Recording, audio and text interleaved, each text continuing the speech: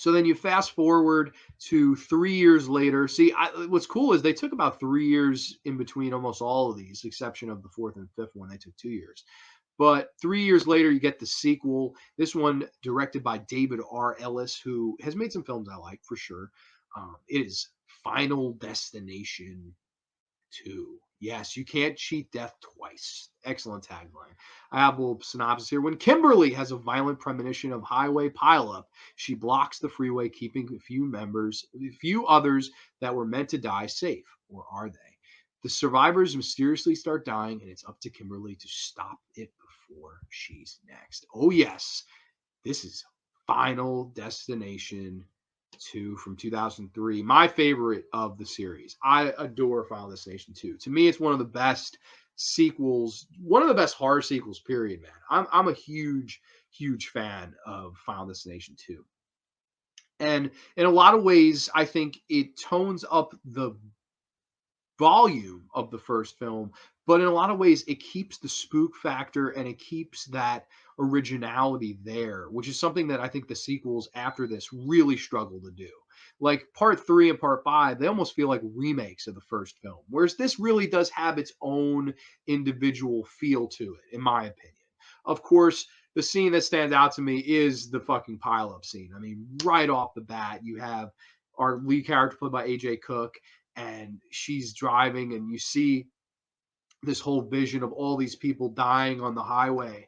And man, it is just so goddamn memorable. And it's again something we can all relate to, even more so than a plane crash or a roller coaster or a NASCAR or a fucking bridge collapsing in the fifth one, right? It's a highway. You know, anybody and everybody who's driven before has been on the highway. So it's the fact that, man, I'm driving on a highway in front of this log truck. A chain comes loose, and all of a sudden you've got a crazy pile up on aisle three, man, and all hell is going to break loose. This opening sequence in Final Destination 2 is phenomenal, man. Absolutely phenomenal. Like every single time I watch it, I'm like, oh my God, this is fucking crazy. You have the Eugene character who's on a motorcycle. He falls off his motorcycle, rams into a log. He's alive, and then his motorcycle crushes him in turn. You have the stoner character Rory. His car flips over, tumbles over a ton of times. When he finally lands, he's like, oh shit. He looks to the right, and you just hear him scream. He's like, ah, boom, gets wiped out by a Mack truck. I remember being like, oh my God, like, holy shit. It's one of those most holy shit openings in movie history. Of course, this one creeped me out the most. The mother and son driving, right? He's like, look out, mom, look out. He's like, stop, hit the brakes. And she goes, hits the brakes, and her fucking Dasani water bottle falls underneath the brake. She starts hitting the brake, and because the water bottle's there, she can't stop. Boom, their car explodes. Fun fact, every time I'm drinking a Dew, man, which I'm drinking one right now. Every time I'm drinking a Dew or a water or whatever, I put it in the opposite cup holder so that can't happen to my dumb ass. Okay? Like that's how much of an impact Final Destination 2's opening has had on me. I'm afraid of a water bottle falling underneath my brake pedal so I can't stop my car, right? So these are little quirks and things that you remember and kind of live by. It's terrifying. And then of course you have the character that just won the lottery, and he's like, oh, help, fire around him, and then bam, he gets whacked with a Mack truck, and then into Kimberly's car they go. Just a phenomenal opening sequence. And I will say this, and a lot of people will probably, especially even later in this show, you'll probably be calling me a hypocrite, but it's how you use CGI right, in my humble opinion. It's quick, it's sparing. Yes, the logs are CGI. You have one of the logs bounce up and destroy this cop, goes right through his fucking face and out the back. Crazy stuff.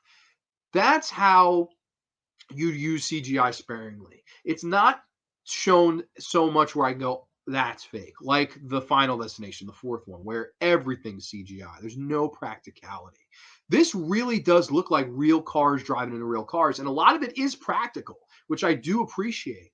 And the CGI they use, it's sparingly used so it doesn't look fake and it doesn't diminish anything. So this opening has all that much impact and then some. It's a fantastic opening sequence. And I think it's the reason that I kind of had this one as my favorite and I prefer this one. It's just fantastic fucking filmmaking by David R. Ellis. I think it's the best scene in the entire series. And definitely, I see a lot of you just totally agree. Black Review said second film has the best opening for sure. Totally agree with that. And Nigor, he agrees, prefers the second one to the first. Oh, yeah, hell yeah, Mountain Dew, man. I'm a big Mountain Dew guy. But, and I also will say, I really like the characters in this one as well. And I like that as opposed to almost all I think all the other films, the characters know each other, right? Like in the third one, they're all going to the same high school. In the fourth one, they're all friends. And in the fifth one, I think they're all friends on a bus, right? This one, I like that they're completely total different strangers because that should be, right? That's design. I'm not targeting a fucking high school class. I'm targeting these random people for these random reasons. And I thought that was really scary. You have the Eugene character who thinks this is all mumbo jumbo and he talks about, the 180 people and he thinks it's all hoax. And you have the mother and her son. I don't have time for this. The one guy who's won the lottery. I'm the luckiest guy in the world, right? He promptly has probably the best death scene in this movie. My man is making fish sticks. He's getting calls from people that, oh, you won the lottery, let's hook up, all this stuff, which is brilliant. I love that. The scene opens, he's making dinner and he throws the spaghetti out the window. Like, fuck that, I don't want to eat that tonight. He's making his dinner. All these things, again, Rube Goldberg kind of thing, leads to his apartment catching on fire. His hand is stuck in the drain. He's trying to get out a ring, and all this chaos is going around him, and he knows his apartment's probably about to explode. He somehow manages to get out of there. He runs out, gets down the ladder just before it explodes. I mean, James Bond style. He lands on the ground and he goes, man, I must be the luckiest son of a bitch alive. Takes one step, slips on the spaghetti that he threw out the window at the beginning of the scene in front of the ladder. Bam! The ladder comes down and impales him in the eye. Brilliant. Absolutely brilliant. See, you worked us all the way, like ABC, right? You worked us, there's a microwave going on fire, his apartment's on fire, his hand's stuck. He's obviously going to blow up, right? Nope. He's going to get out at the last second. Everyone thinks, oh, man, my man cheated death. Not really. Slips on the spaghetti that he threw out in the beginning, which he fucked himself, obviously, and then, bam, impaled by a ladder. Really, really, really original, brilliant death scene there. And it's fun because they work you all the way to go, oh, my God, he got out. What a miracle. And then, nope, he didn't get out. That was the plan the entire time. That was just gravy. Here's the meat. I thought that was really cool, that scene. There's a lot of fun ones in this. There's the one where the kid, he's in the dentist's office and they're giving him the gas and you're thinking, oh man, my man's going to suffocate. You have this thing from the ceiling fall in his mouth and he can't breathe. The doctor comes in and saves him. You're like, oh, this kid's fine. Gets off, gets out of the fucking place, and he sees these pigeons. He scares these pigeons, and they fly into this guy who has a plane of glass on a crane.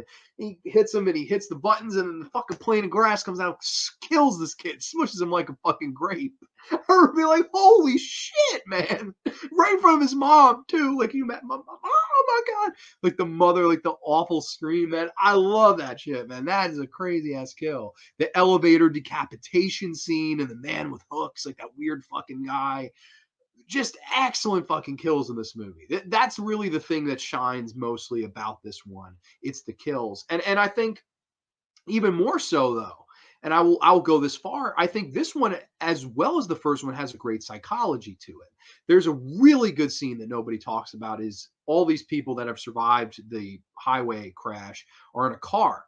And the Eugene character, he says, you know what's crazy? This isn't the first time I cheated death. And they're like, what are you talking about? He goes, well, I was working at this one school for however many years and I got transferred. And 2 days later, some disgruntled student came to the building with a knife and killed that substitute, the guy that took over for me. He said that teacher would have been me. And it's just terrifying. And then they all have their stories. Like one guy said, oh man, I was in Paris chilling with some women. Next thing I know, I saw this dude get whacked by a sign.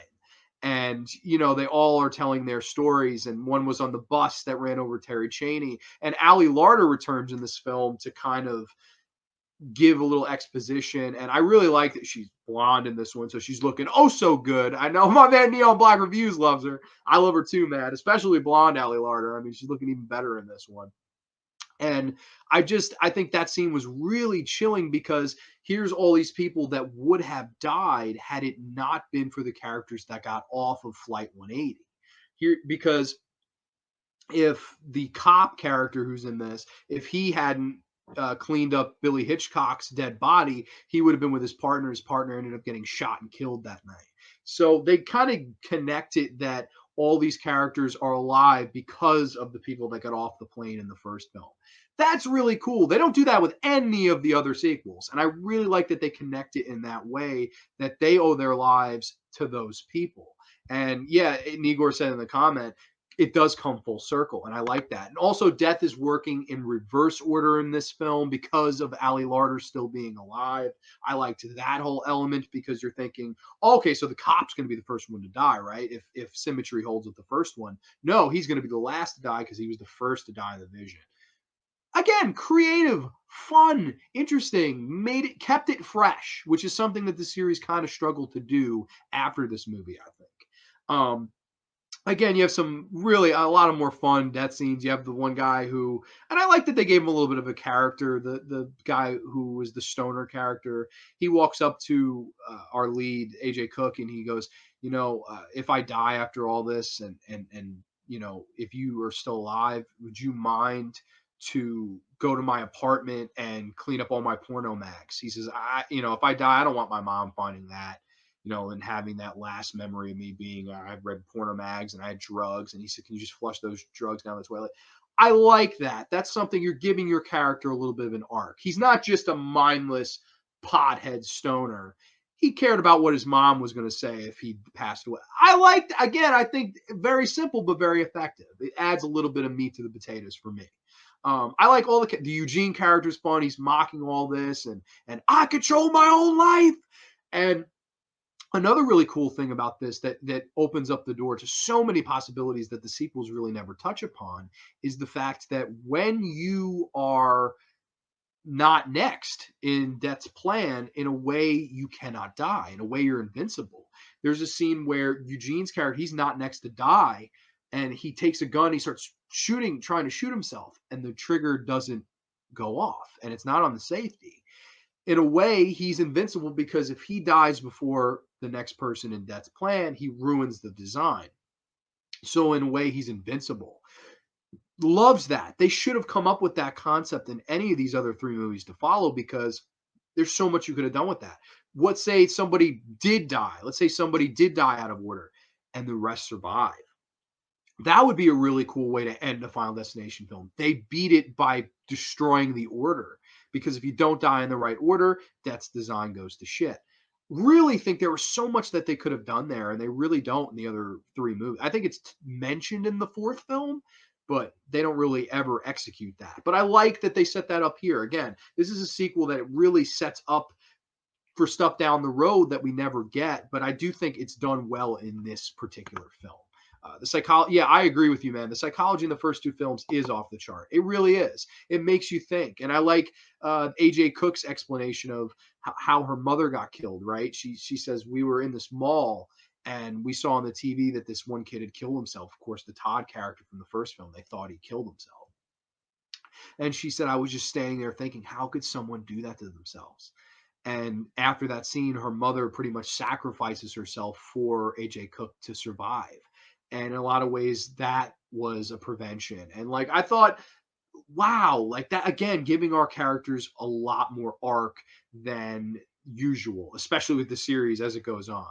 Um, really good stuff. And then again, really fun finale. You have this really crazy scene where this barbed wire fence, it flies out and kills our stoner character. It goes through all parts of his body and he kind of falls into three. Incredible stuff. You have a scene where they're in the hospital and they think that Eugene's going to suffocate to death, and Ali Larter opens the door, thus causing the room to explode. So she and Eugene die. Crazy stuff, man.